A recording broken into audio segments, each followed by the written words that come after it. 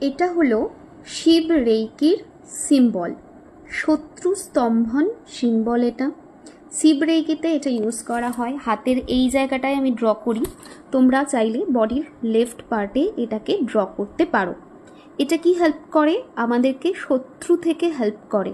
শত্রু যারা আমাদের ক্ষতি করতে চায়, নেগেটিভ এনার্জি, সেই সমস্ত জিনিস থেকে প্রোটেকশন দেয়। কিভাবে ড্র করবে এর একটা নির্দিষ্ট নিয়ম রয়েছে। সো ফার্স্টে এই সোজা লাইনটা আসবে, তারপরে এই সোজা দুটো, এটা হলো 3 নাম্বার লাইন, এটা হলো 4 নাম্বার লাইন। যেভাবে লাইন দেখাচ্ছি এইভাবেই কিন্তু ড্র হবে।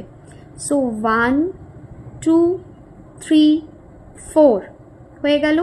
আর হয়ে যাওয়ার পরে উপরে এরকম চাঁদার মতো করে একটা টিপ টিপ বসিয়ে দিতে হবে, তাহলেই রেডি আমাদের শত্রু স্তম্ভন সিম্বল।